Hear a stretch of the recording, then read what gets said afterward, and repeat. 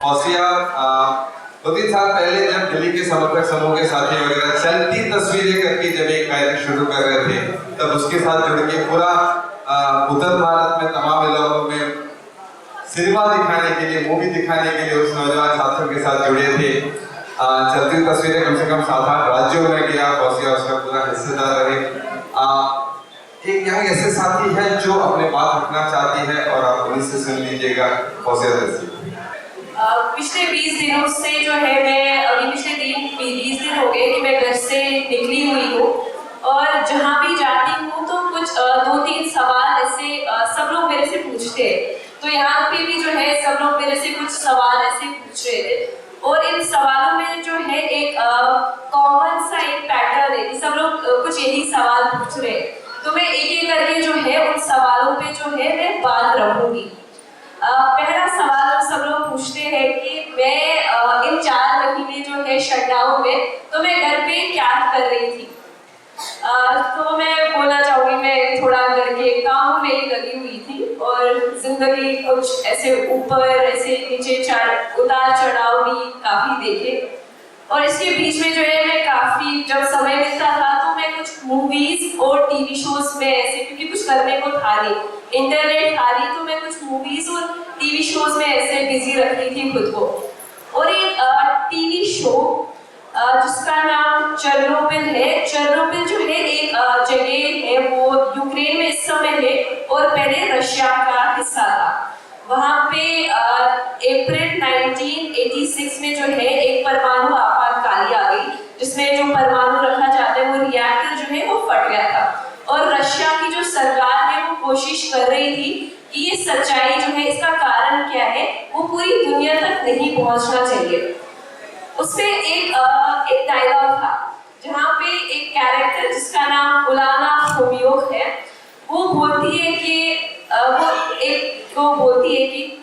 किसी ना किसी को शुरुआत करनी पड़ेगी सच बोलने की।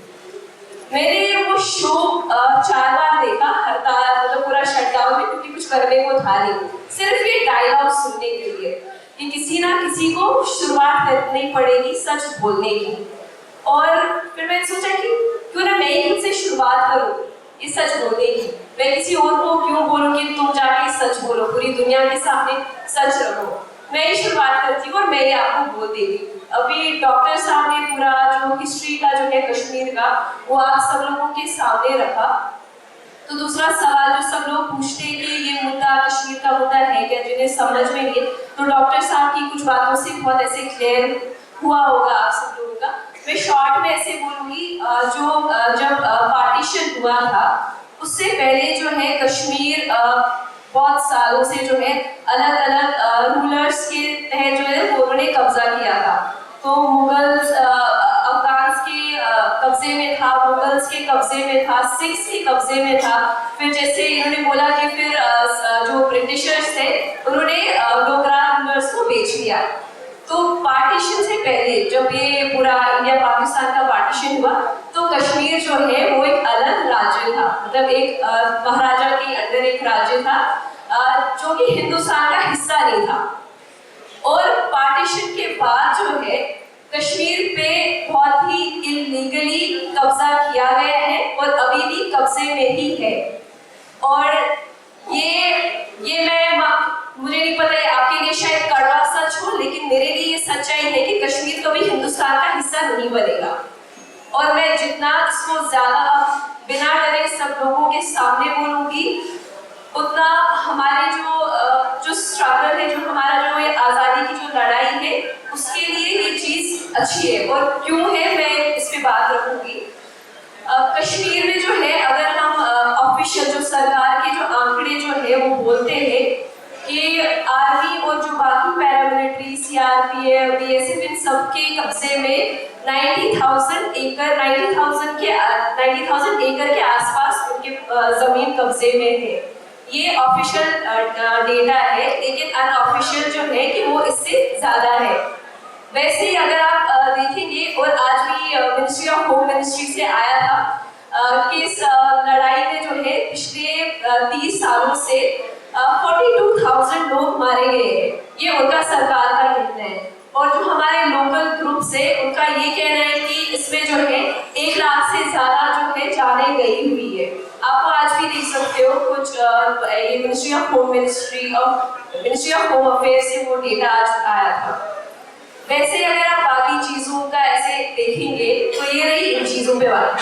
फिर अगर आप देखेंगे कि जो हमारे वहाँ पे एक संस्था है जो ये गायब लोग हुए हैं, लेकिन वो खुद से गायब हुए, उन्होंने आर्मी के द्वारा वो गायब हुए हैं। वो बोलते हैं कि आंकड़ा जो है उनका 8000 लोग ऐसे हैं जो गायब हुए हैं, और सरकार जो है वो पहले तो मानती नहीं है, और दूसरा ये वो 8000 के बदले वो बोलते हैं कि 4000 लोग गायब हुए हैं। ये सरकार का कहना है। तो मतलब हर एक चीज में उनका अलग अपना एक राय बोलने का है।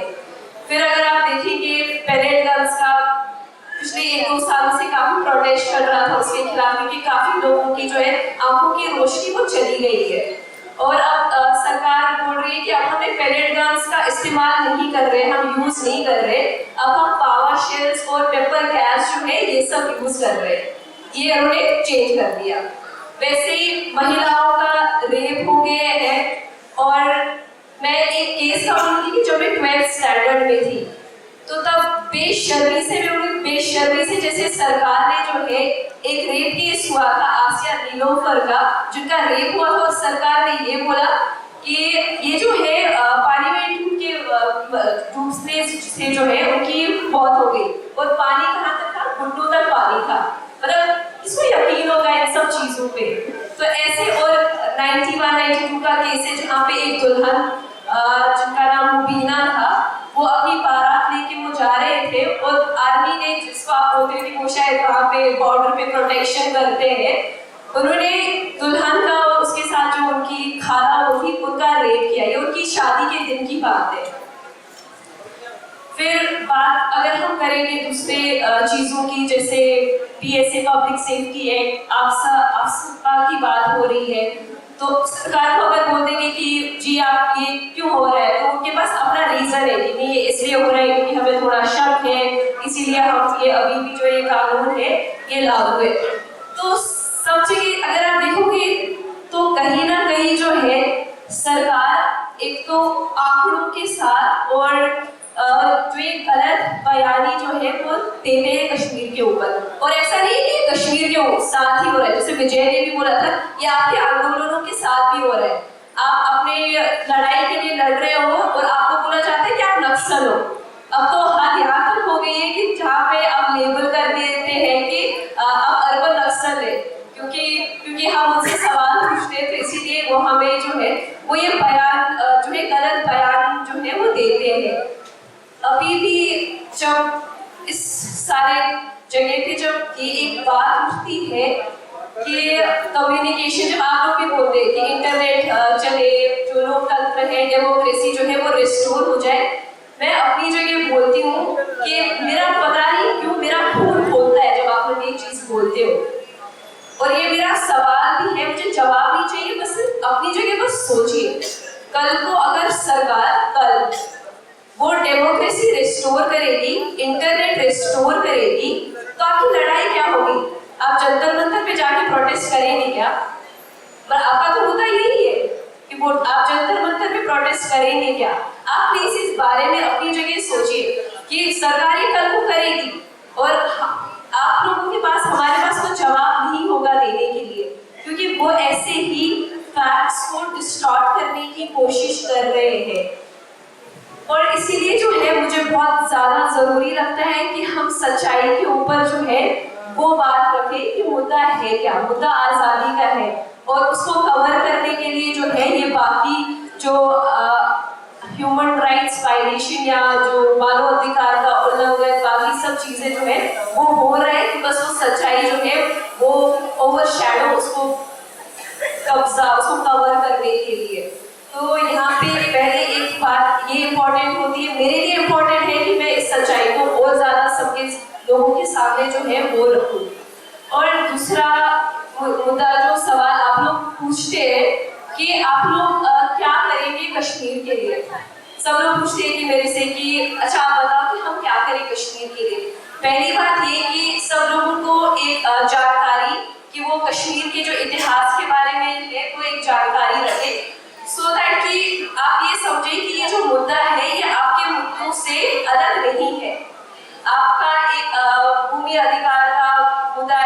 आपका फॉरेस्ट राइट्स का मुद्दा है, तो कश्मीर का भी जो है जमीन जो है वो कब्जे में है, आपकी कॉर्पोरेट्स के कब्जे में है और हमारा आर्मी और स्टेट के कब्जे में है। आपके रिसोर्सेज जो है ओडिशा में जो कोल है, यहाँ से बाकी रिसोर्सेज फॉरेस्ट के जो रिसोर्सेज है वो लूटे जा रहे हैं और हमारा वहाँ पे NHPC के द्वारा जो इलेक्ट्रिक बिजली बनती है तो वो लूटे जा रहे हैं वो लोग। ये यहाँ अगर आप यहाँ पे शायद काफी सारे लोग ऐसे किसान लोग बैठे होंगे और मुझे लगता है उन्हें ये दर्द कश्मीरियों का जो किसान है वो समझ में आएगा, क्योंकि वो लोग अभी अपना जो सेब का जो उनका पूरा मेहनत किए थे और वो अभी वो बेच नहीं पा रहे। और मैं एक ऐसे मतलब फ्लाइट पे एक जो सेब का एक ट्रेडर था उनसे मिली तो उन्होंने बोल दिया कि अभी तो ऐसी हालत हो गई है कि मैं सोच रहा हूँ कोई ये मुफ्त में लेके जाए, बस मेरी नजरों से ये सेब जो है ये चले जाए, घर पे ना रहे। और यहाँ पे जो किसान है वो उनका दर्द समझ सकते हैं। वैसे जो महिलाएं के स्टूडेंट्स हैं वो कश्मीर के महिलाएं और स्टूडेंट्स का दर्द समझ सकते हैं। JNU का मुद्दा देखिए, अभी पिछले एक हफ्ते से वो फीस की जो उनका बढ़ाया था उस पर प्रोटेस्ट कर रहे हैं, और कश्मीर में तो हमें पिछले 4 महीनों से का जो है बच्चों को फीस दे रहे हैं और वो स्कूल गए भी नहीं है। तो ये मुद्दे जो है ये सारे अलग नहीं है, बस कश्मीर में ये सारे मुद्दे हैं, आपका एक एक अलग अलग अपनी जगह पे है, ये सारा जुड़ा हुआ है और इसको समझने की बहुत जरूरत है। और मुझे लगता है जब आप बोलते हो कि आप क्या कर सकते हो तो आप ये समझ के सड़कों पे जाके नारे कर सकते हो। हमारा तो सीधा अगर हम करेंगे तो गोली लगती है, आपको ज्यादा से ज्यादा पेट्रोल गैस को बोलते हैं, वो वाटर कैनन, वो पानी, वो सब टीयर गैस को वो होगा। हमारे साथ तो वैसा होता भी नहीं है, हमें तो सीधे गोली मारी जाती है। इतना तो आप कर ही सकते हो, शायद टीयर गैस को ले ही सकते हो हमारे लिए। ये सब आंदोलनों की बात है और इसमें जो मुझे लगता है जो महत्वपूर्ण जो रोल है वो हम सब लोगों को जोड़ सकता है एक साथ।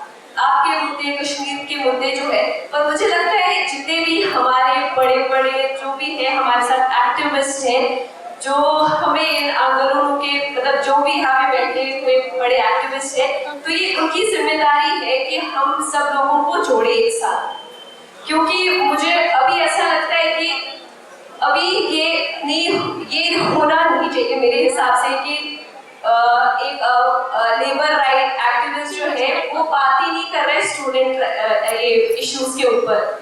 एक फॉरेस्ट राइट्स एक्ट वाला जो है वो दूसरे मुद्दे के ऊपर बात ही नहीं कर रहा है। जब NAPM का कन्वेंशन का अगर थीम देखोगे इस साल का कॉल ऑफ द टाइम्स की, इस समय की जो वक्त की जो पुकार क्या है वो ये है कि हम सब लोग एक साथ जुड़े, और एक्टिविस्ट का उसमें रोल बनता है कि वो सब एक साथ जुड़े और ना कि ह्यूमन राइट्स एक्टिविस्ट ये सब। मुझे लगता है कि एज ए ह्यूमैनिटेरियन वो इन सब इश्यूज पे जो है वो बात करे और हम सब लोगों को जो है ये जोड़े।